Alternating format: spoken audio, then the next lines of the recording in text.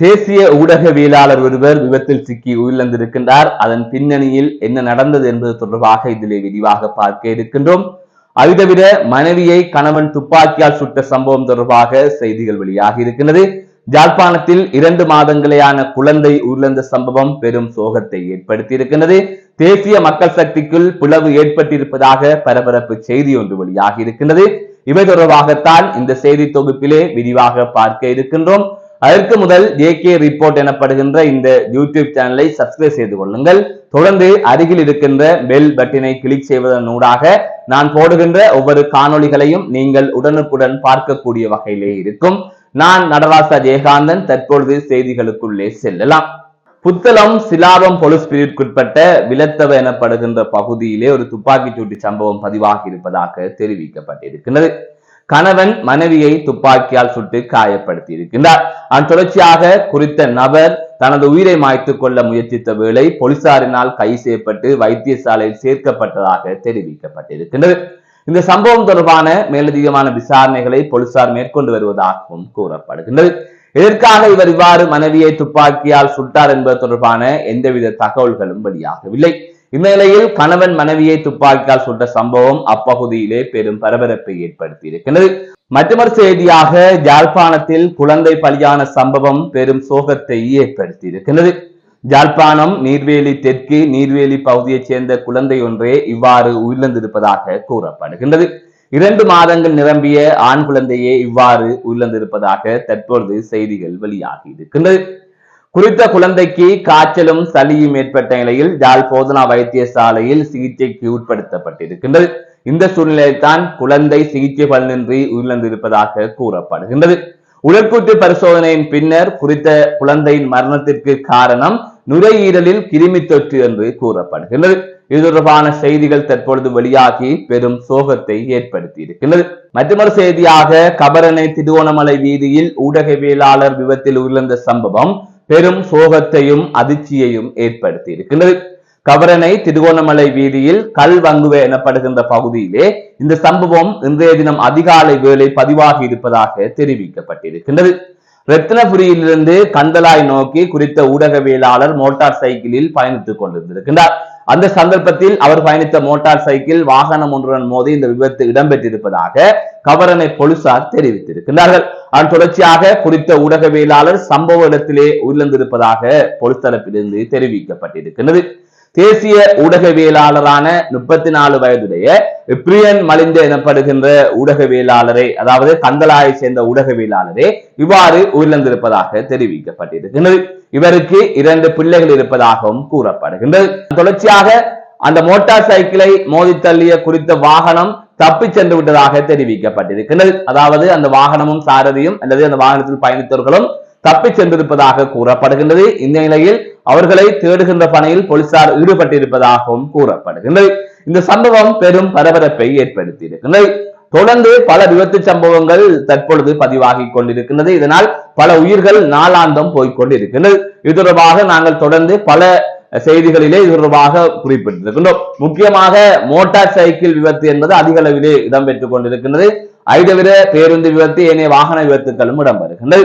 இந்த நிலையில் தான் மோட்டார் சைக்கிளில் செல்லுகின்ற போது மிக மிக அவதானம் தேவை. சிறிய விபத்தில் கூட உயிர் போக நேரிடலாம் அல்லது பாரிய ஒரு இழப்பு ஏற்படுவதற்கு அது வழிவகுக்கும். எனவே இந்த விபத்துகள் தொடர்பாக ஒவ்வொருவரும் எச்சரிக்கையாக இருங்கள் என்று தொடர்ந்து வலியுறுத்தி வருகின்றோம். அந்த வகையில் தான் தற்பொழுது இவ்வாறு ஒரு விபத்து இடம்பெற்றிருப்பதாக கூறப்படுகிறது. இந்த நிலையில் ஊடகவியலாளர் ஒருவர் உயிரிழந்திருக்கின்றார் என்று சொன்னால் அதனை சாதாரணமாக விபத்து என்கின்ற அடிப்படையிலே கடந்து போக முடியாது.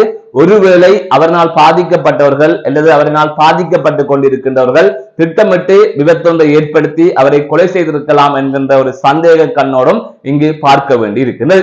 பல ஊடகவியலாளர்கள் பல செய்திகளை பிரசுரித்துக் கொண்டிருக்கிறார்கள். அதனால் பல தொழிலதிபர்கள் பாதிக்கப்படுகின்றார்கள், அரசியல்வாதிகள் பாதிக்கப்படுகின்றார்கள், அதை தவிர பலர் பாதிக்கப்பட்டிருக்கிறார்கள். அதாவது குற்றம் செய்த பலர் இதனால் பாதிக்கப்பட்டிருக்கிறார்கள். அவர்களின் கோபம் இவ்வாறு மாறுவதற்கான வாய்ப்புகள் இருக்கின்றது. அதை ஒருவேளை விபத்தை ஏற்படுத்தி கொலை செய்யலாம், அதனால் எந்தவித பிரச்சனையும் வராது என்கின்ற எண்ணத்தில் கூட இவ்வாறான சம்பவங்கள் நடப்பதற்கான வாய்ப்பு இருக்கின்றது. அவ்வாறு சந்தேகப்பட வேண்டிய தேவையும் இங்கு எழுகின்றது. எனவே இந்த சம்பவம் என்பது உண்மையிலே தற்செயலாக நடந்த விபத்தா அல்லது திட்டமிட்டு நடந்த விபத்தா என்பது தொடர்பாக ஒரு விசாரணையை மேற்கொள்ள வேண்டும். அது தொடர்பாக போலீசார் தீவிரமான விசாரணைகளை மேற்கொண்டு இது தொடர்பாக உறுதியான தகவல்களை வெளியிட வேண்டும் என்பதுதான் சக ஊடகவியலாளர்களின் வேண்டுகோளாக இருக்கின்றது. நிலையில் உயிரிழந்த குறித்த ஊடகவியலாளருக்கு எமது ஆழ்ந்த இரங்கல்களை தெரிவித்துக் கொள்கின்றோம். அனுரகுமார திஸ்ஸநாயக்க அவர்கள் யாரும் எதிர்பாராத வகையிலே ஜனாதிபதியாக தெரிவு செய்யப்பட்டார். அதன் தொடர்ச்சியாக நாடாளுமன்றத்தில் மாபெரும் வெற்றியை அவர்கள் பதிவு செய்திருந்தார்கள். அதில் குறிப்பாக வடக்கு கிழக்கில் மாபெரும் வெற்றியை அவர்கள் வரலாற்று ரீதியான ஒரு வெற்றியாக பதிவு செய்திருந்தார்கள்.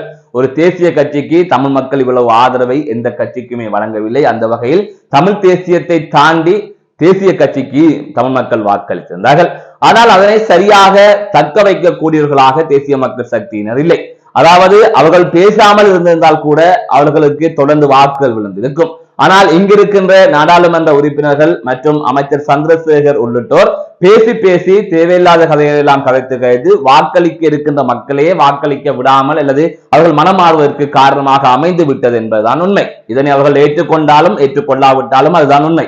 ஒரு பிரச்சனையை எப்படி அணுகுவது, அந்த பிரச்சனை தொடர்பாக ஒரு அறிக்கையை வெளியிடுவது சொன்னால் எப்படி வெளியிடுவது, இவ்வாறு எதுவுமே தெரியாமல் எந்த ஒரு அரசியல் பின்புலமும் அல்லது அரசியல் ஆளுமையும் இல்லாமல் அவர்கள் தெரிவிக்கின்ற கருத்துக்கள் அவர்களை இந்த பின்னடைவை சந்திக்க வைத்திருக்கின்றனர்.